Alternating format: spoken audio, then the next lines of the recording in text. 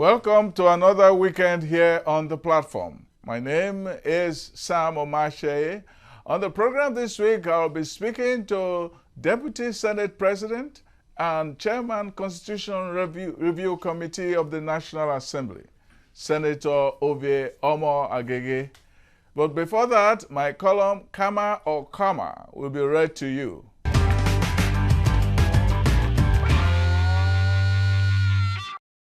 The objection to the Karma law has not come from the traditional churches. The Pentecostals are kicking, and I still cannot understand it. The law does not say it will take over the spiritual part. It targets integrity and frowns only when it violates accounting principles and commits fraud. And contrary to popular misconception, it is not the staff of corporate affairs that will take it over. It is on the court of the court. It should not surpass 1 year. If you run your account well, what is the fear? After all, the scripture frowns against fraud. The money comes from citizens, and what's wrong to give account to them? When Prophet Samuel was retiring, he said, quote, "Here I am, witness against me before the Lord and before his anointed. Whose ox have I taken, or whose ass have I taken? Or whom have I defrauded? Whom have I oppressed? Or whose hand have I received any bribe to blind my eyes therewith? And I will restore."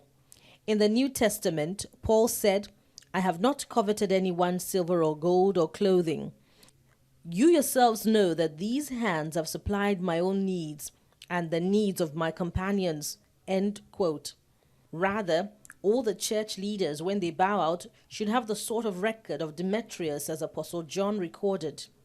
Demetrius had good report of all men and of the truth itself.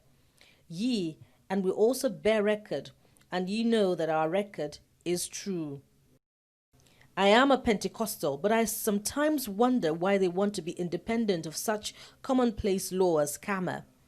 They keep calling for sovereignty of the church in a secular state when the Muslims in power are pushing their positions. We cannot make it a Christian state or Muslim state. All must follow the law. Jesus said the wheat and tares must live together. As Vice President Yemi Osinbajo has noted, if they object, they should follow the law to change it. After all, quite a few of such churches have had to bow to the law elsewhere, especially in the UK. Is it about karma or fear of karma?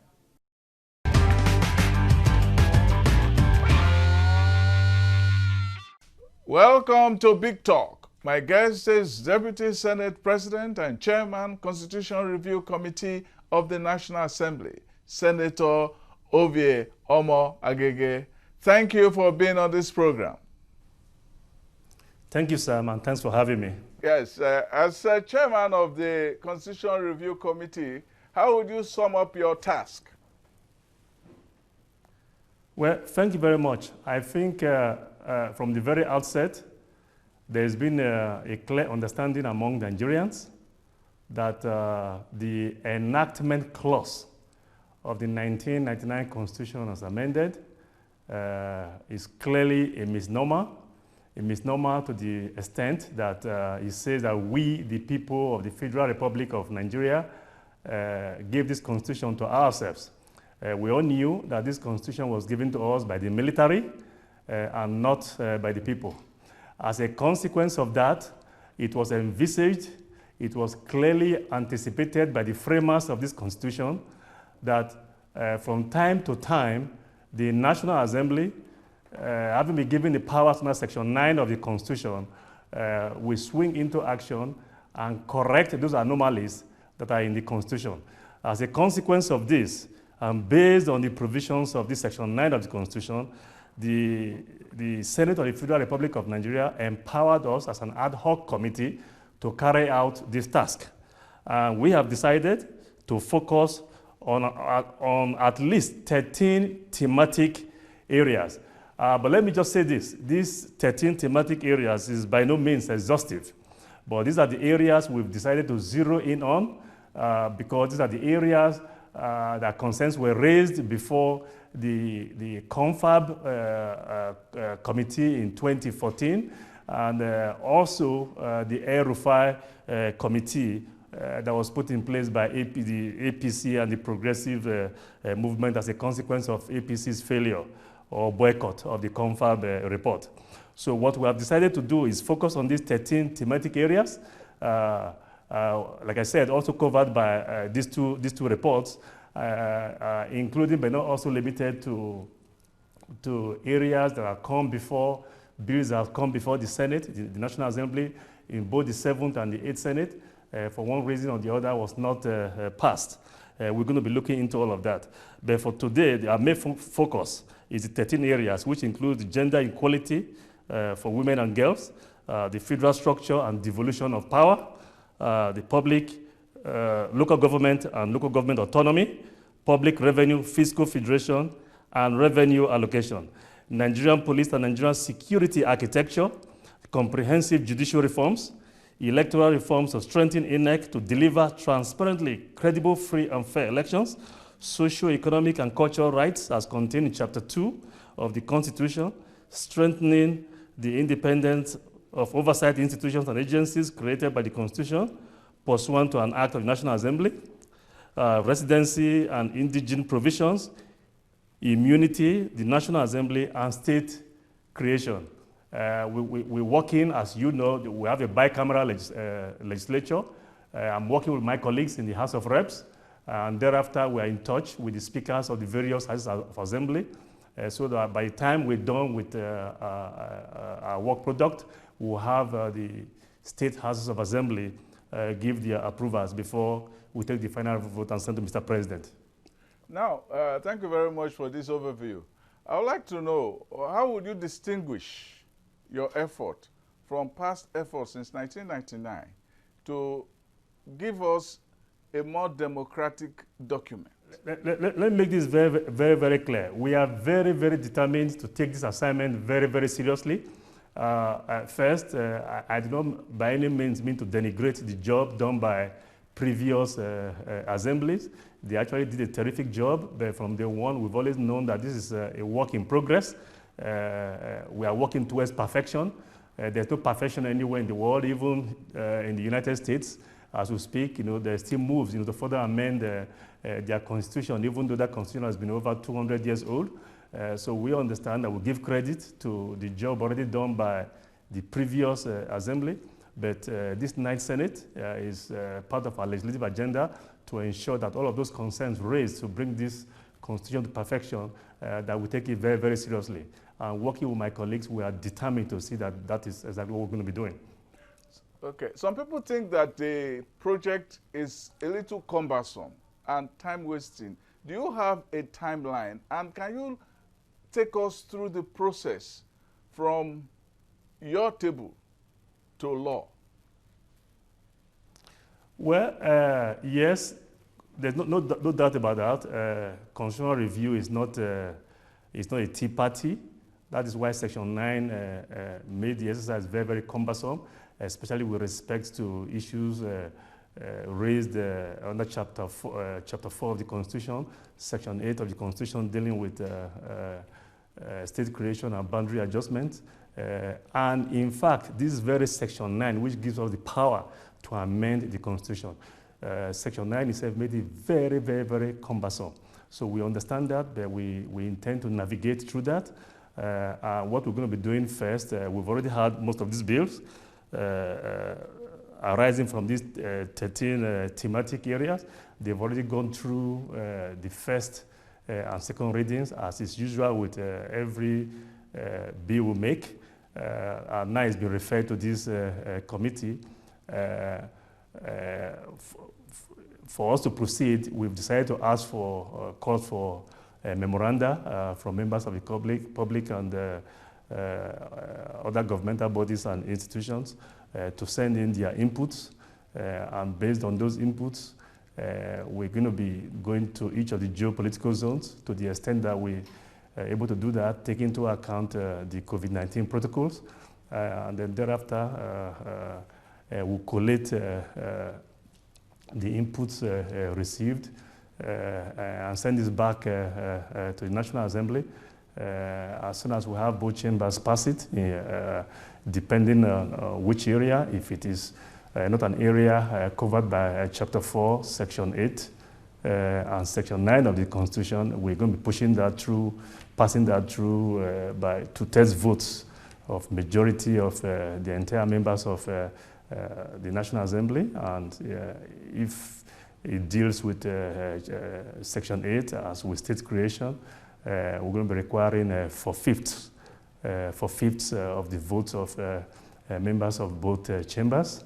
And thereafter, we send it to the states, for the concurrence of 2/3 members of the Houses of Assembly in the state.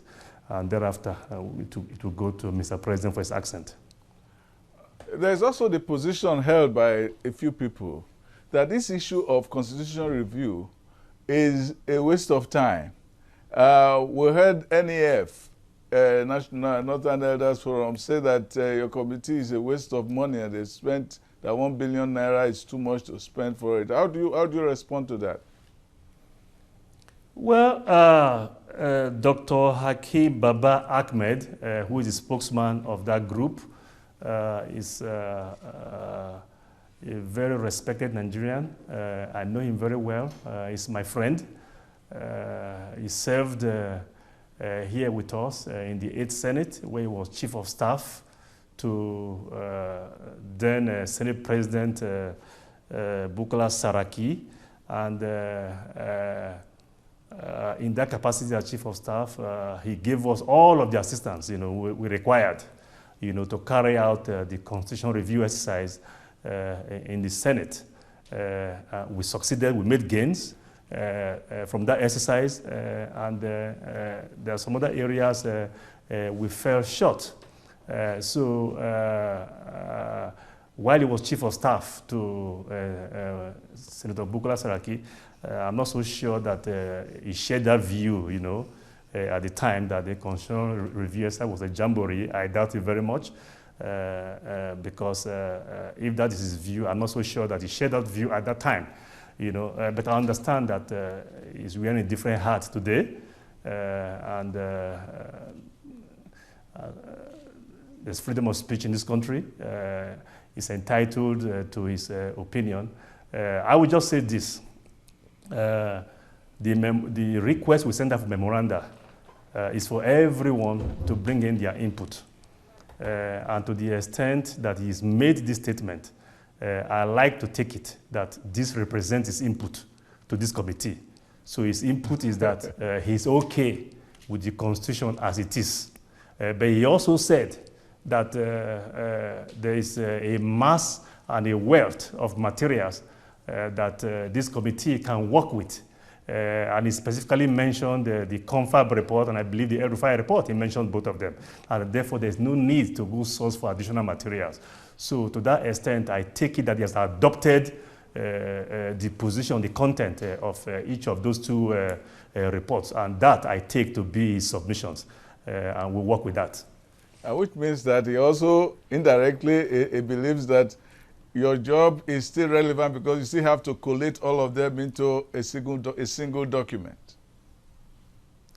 Absolutely. What he's saying in effect is that, yes, there's need for constitutional review, but that the mass, the wealth of documents we require for that is already with us, that we need not go to the states. But that's his view, like I said. It is his view, and I like to believe to the extent that he speaks for the Northern Elders Forum, that is also the view of the Northern Elders Forum. So we'll consider that. The issue of constitutional review has been very contentious, even with the present administration, with the present setup in the country, especially over the call for devolution of powers and the retweaking of the Nigerian federal structure.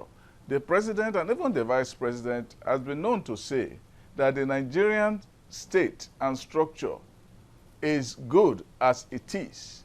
So does your project not stand in a way in contradiction to the already pronounced position of the executive? No, I'm not privy to that position as espoused or supposedly espoused by Mr. President and Mr. Vice President. I think there's a consensus in this country that the Constitution, the 1999 Constitution as amended, requires a further alteration to bring it to at least near perfection. And everyone understands that the only institution given the power to do this under Section 9 of the Constitution is the National Assembly. Let me tell you, I have my own personal views, and I will not espouse those views here on this program or anywhere else until the votes have been concluded, because I see my job, I see our job, we are impartial, do I say arbitrators in this instance? Our job is to collate the views of Nigerians and then put that to vote. There's a consensus out there that there's over-concentration of powers, at the federal level, that the exclusive legislative list is too heavy. We have a total, I believe, of 68 items.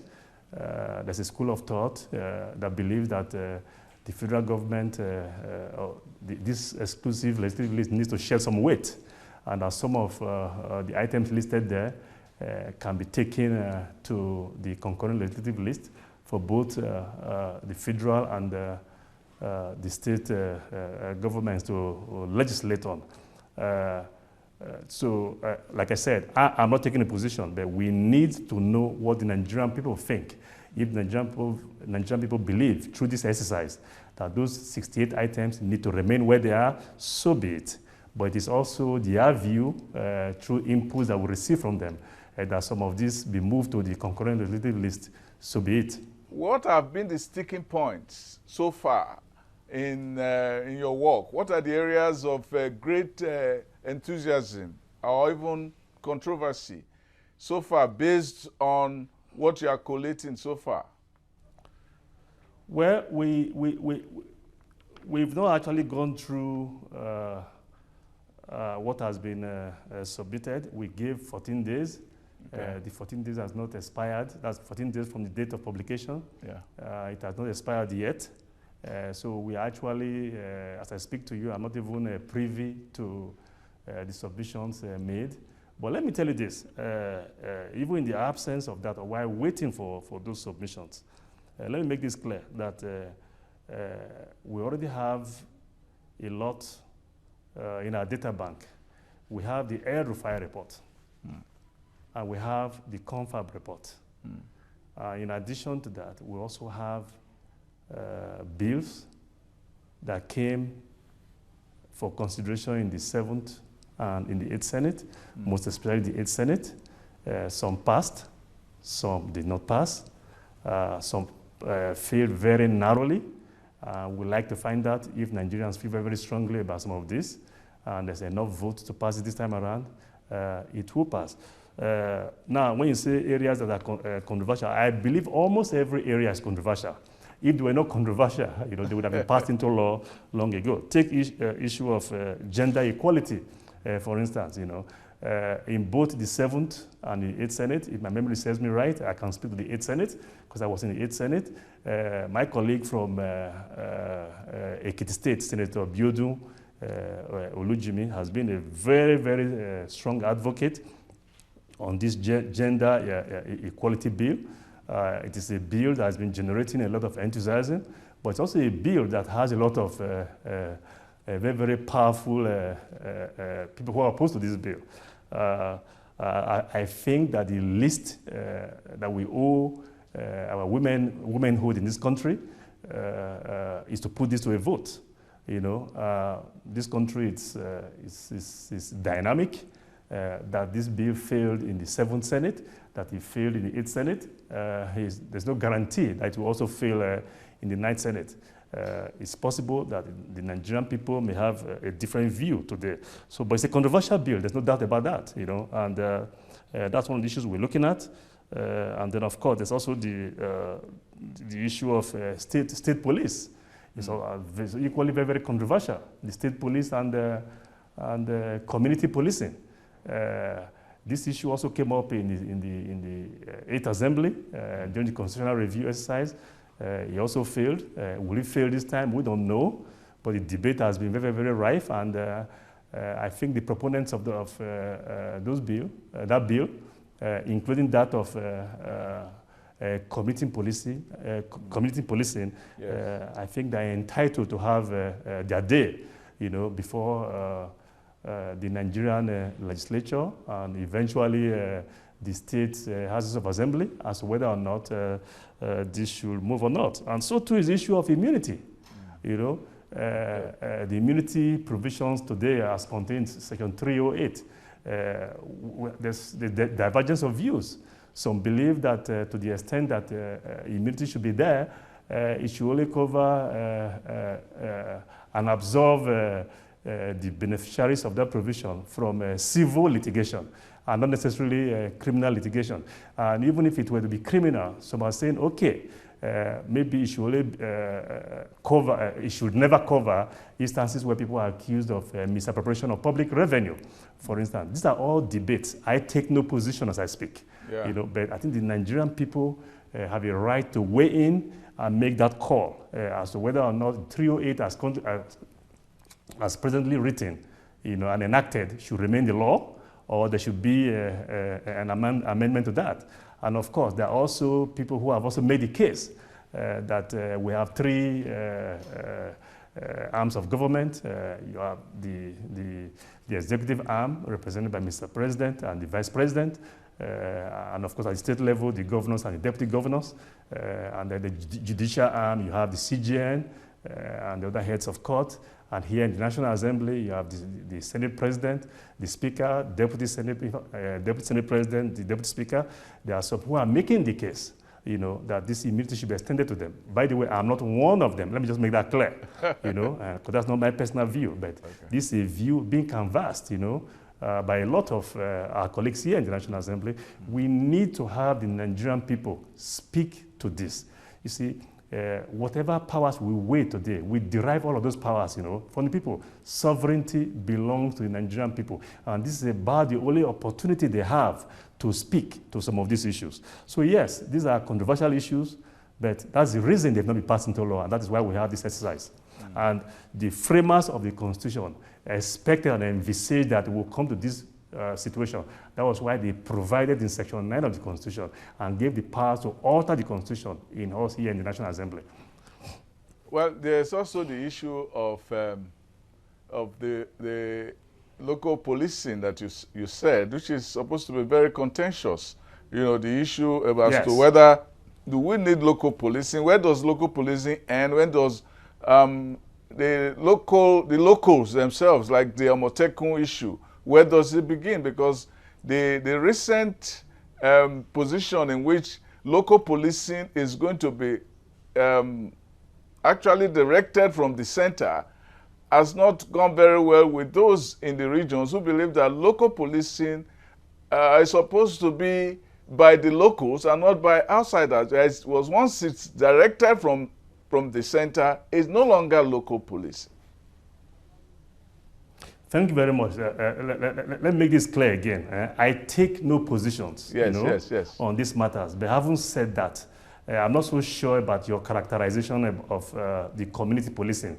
The community policing, as I understand it, will involve the locals themselves, people who reside within those communities, to provide the community policing. And the community policing, as I understand it, is basically gathering of intelligence and passing the same to the organized Nigerian police. Let me just make that clear. Now, having said that, I take no position as to whether or not, state police, is appropriate, or Amotekun, as you mentioned, or community policing. The most important thing here, this is the debate.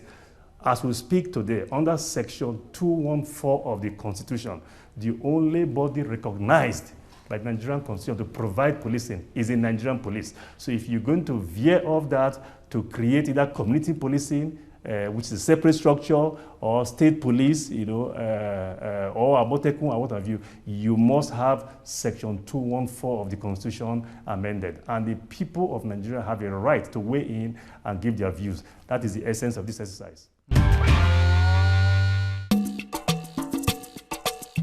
Now for the photo essay this week.